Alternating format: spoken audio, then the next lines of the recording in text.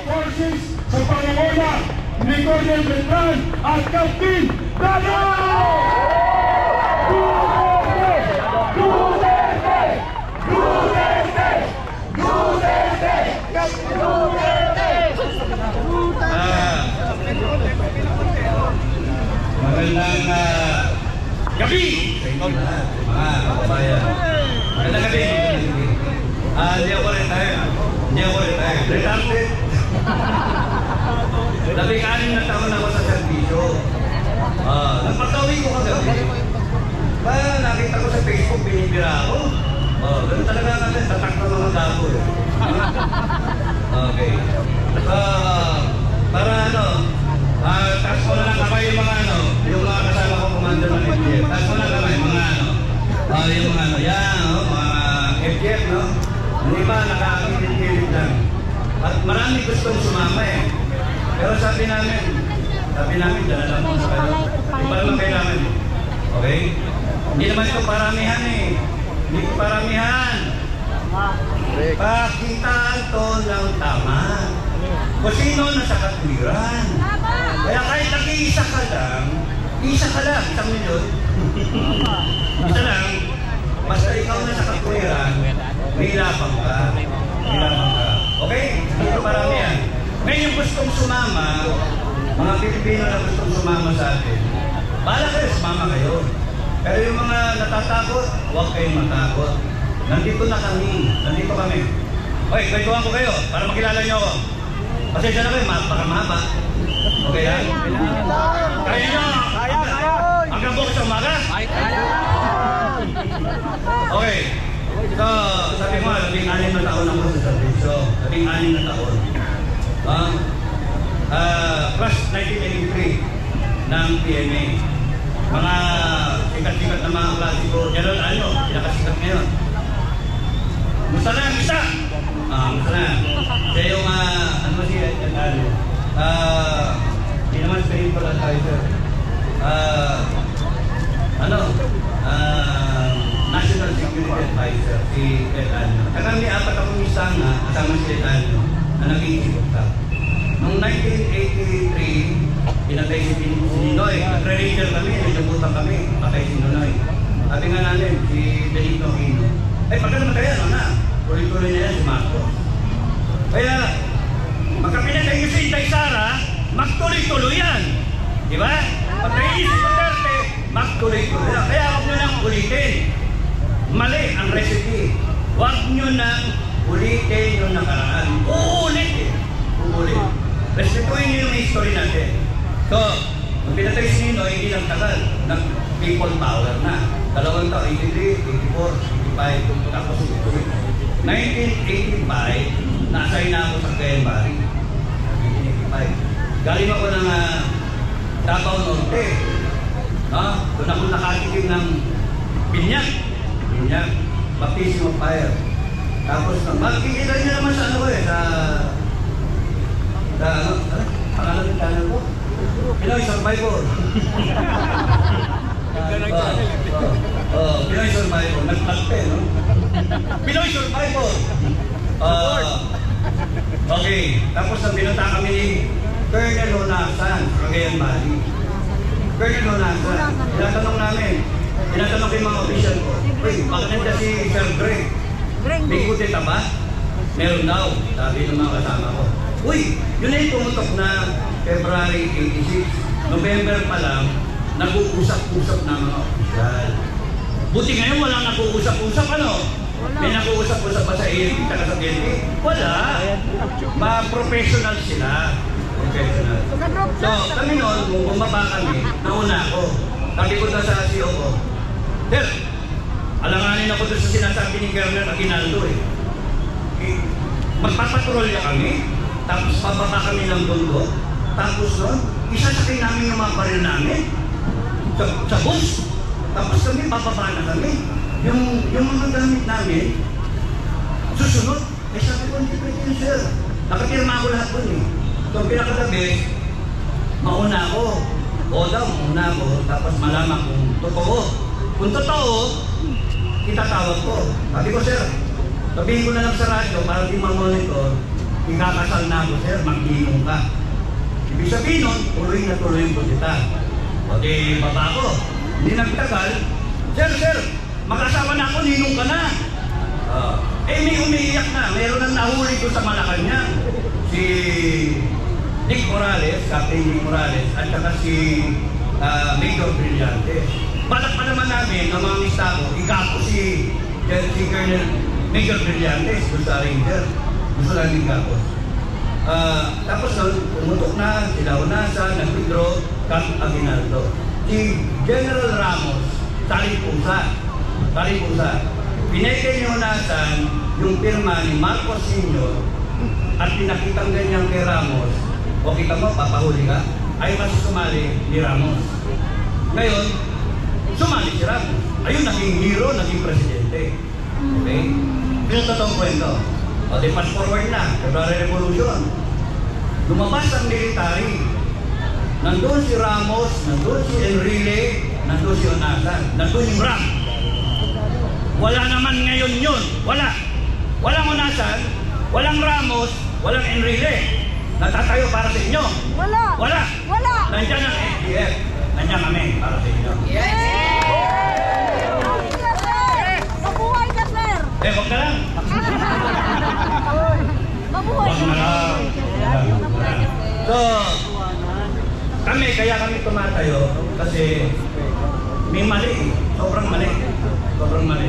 Yung Filipino Guerrilla Forces nandyan para protektahan ang Pilipino pamilya. Yun yung rason. Kasi nakita natin, nag-usap kami ni Commander ko kay General Metran. General niya sa amin na pangit yung wala talaga hindi mo maasahan, wala. Paano, magbubulan tayo isang araw, lulusubin na tayo. Mas maganda tayo. Hindi kami papayag na supilin tayo. Kaya nandyan yung Filipino Guerrilla Forces. To defend the family, to defend the barangay, and to defend the country, and in so doing, armed forces, we will help them, at saka yung PNP. Yun. Then, pagkatapos nun, handa-handa lang, prepare lang. Okay? Huwag kayo matakot. Ano ba yung sunod? Meron ko sasabihin, bago niya kami disperse. Okay. So, kwento muna ako, Bear with me. Tapos nun, yung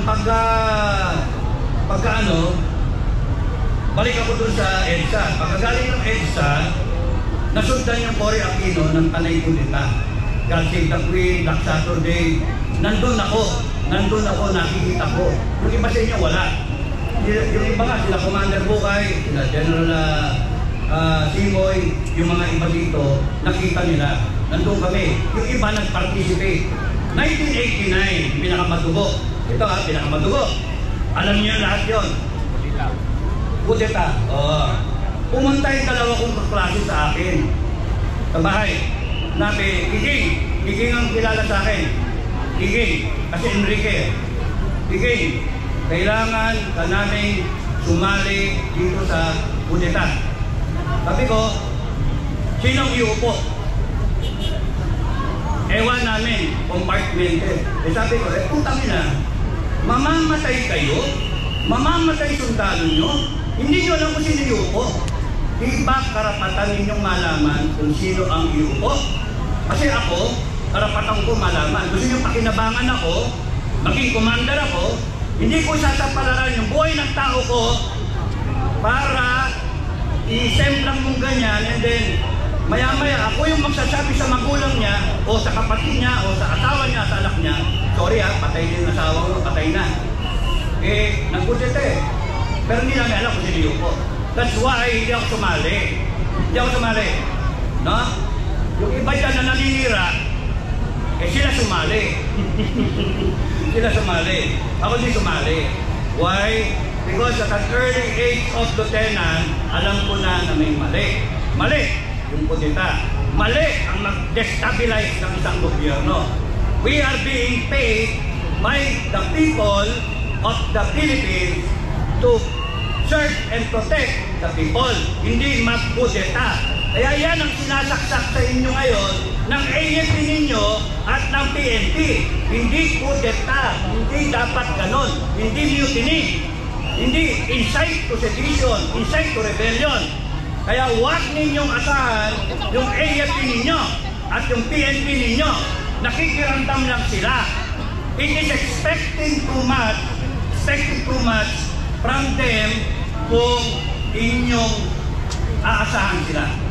Sino ang asahan nyo? Sino? Tayo! Ang bayan!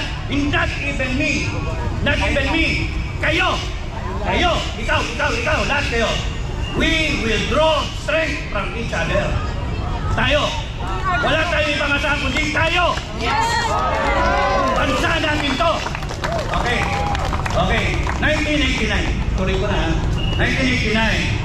Kasi si Bukay, Commander Bukay, pagka nakita niya na medyo kailangan kong pahinga. Pero okay lang, minamalat nga eh.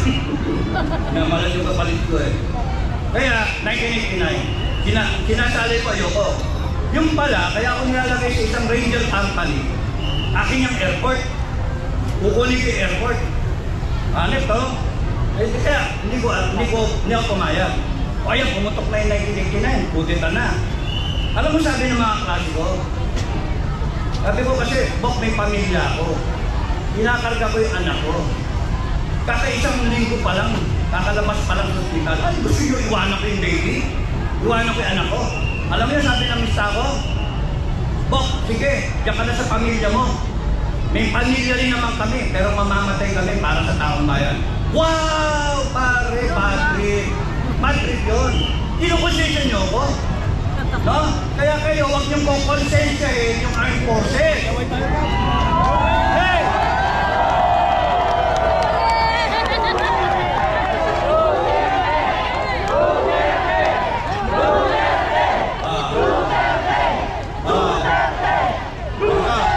Sige. Mamaya may announcement ako. May announcement ako. Parang lumakas lalo loob nyo. Ha? Kaya makinig kayo sa kwento ko. Totoo itong experience. Totoo. Kaya nga doon ako kumukuha ng lakas ng loob kasi dinaanan ko. I'm sharing to you. Dahil nung sinabi ko hindi ako sasali, ayoko ng kudeta, mali yan. Anong nangyari? Naitin sila sa Makati. Naitin na sila. From Fort Bonifacio, lumabas sila ng Makati. And yun ang tinatawag na Makati 6, 1989. Okay. 1989, Makati 6. So, nung Makati 6, na problema na sila. Nagkakaupa ka na. And very bloody na. Ginagapang na. Eto ngayon ako, nakonsensya. Mamamatay yung mga kaklase ko. Ako lang yung natitira. Ako yung nakakahiya. Sige, sasama ko. Re-rescuein ko yung mga ka-ranger ko. Bakit? Gusto ko matinig ninyo to. Ang mga musang, hindi iniiwanan ang kapwa musang. Tama? Nanding, nandito ka? Nanding! Saan ka? Nanding! Yang musang na yan, matapang yan. Matapang yung musang na yan. Class 45. No? Matagal kong kasama to sa Davao. Kasama ko sa Davao. At hanggang sa nagse-security ko, magkasama. Tinanong ko siya kung gusto niyang i-secure si Vice President. Payag siya. At yung ibang kasama. Payag siya. Okay? So, kung may mag-secure kay Vice President, kilala ko to, sasamahan ako to secure Vice President. At yung mga ka-FGF natin, all over the country, 7 milyon yan. 7 milyon yan. Okay, tuloy ako sa kwento ko. Baka i-disperse tayo, kung na kailangan matapos ako eh. Tarantadong mga buhay to. Okay, so, sabi ko, susundutin ko. Nag-aareglo ako ngayon ng rescue. Magre-rescue ako sa mga ka-ranger ko, 14 lang kami. Umanap ako ngayon ng mga ranger, si Tukinay, si Arat, si si, ano, pangalan to sino yun? Basta mga ka-ranger ko. Si Doktor, mga legend, ano? Si Paet, no? Si Joe Paet. Mga instructor namin at mga legend yan sa Ranger Regiment. Tinanong ko lang, sino sasama sa akin? Patay kung patay. Sir, kami sir. O kung na, sasama sila, patay kung patay. O di, sabi ko, ganito plano. Kailangan ko ng baril ng mga NPA. Yung mga recovered natin. Huwag yung baril natin, yung recovered natin NPA. Tapos doon, kunin natin, dali natin doon, mag-volume of fire tayo doon sa mga PNP na lumalapit. At upakan natin, then tapo natin yung mga baril. O di, o sir, okay yan sir. O di, nakaplano na. Ngayon, nung lalabas na kami, sabi sa akin ni Sergeant Paet, sir, may problema. Ano yung problema? Yung susi ng armory, ayaw ibigay ni Colonel Dunda Matabalaw. Magandang gabi, sir. Magandang gabi. May sabi ko, sir, bakit ayaw mo ibigay susi? Kailangan ko isusi. Sabi niya, hindi pwede, saan yung gagamitin yung susi? Kukunin niyo yung baril, hindi pwede, lalabas niyo yung baril. Sir, mamamatay yung mga sundalo mo dyan sa Makati. Mga dahilan ng medalya mo. Tapos iwanan mo. Hindi dapat natin iwanan yung mga sundalo dyan sa Makati. So ano nangyari? Ang nangyari, away-away kami, biglang may tumapik sa likod kong ganyan. Si Captain Boy G. Pangilinan, class 79 PMA. Yung naging Bureau of, Katapang ngayon, Bilibid. So, sa lumapit, edikam siya ni General Enrile. 1-star pa lang siya. General Enrile, commandant namin sa PNA. Tapos sabihin sa akin ni Captain Pangilinan, bakit ang init ang ulo mo? Maga-maga. Sir, putang ina sir, ang daming general sa bansa natin ni walang may bayad na tumayo. Uy, parang totoo yan. Parang totoo yan ah. Parang totoo yan ah. Ang daming general, ulitin ko, ang daming general sa bansa natin, pero walang gustong tumayo. Okay.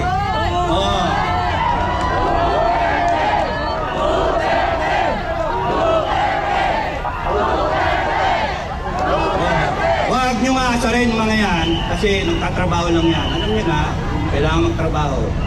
Mamaya, sasamahin sila sa akin. Ayaw nyo, huwag niyo papansinin. Kasi pagka nagkapikunan to, walang mangyayari sa atin. Na?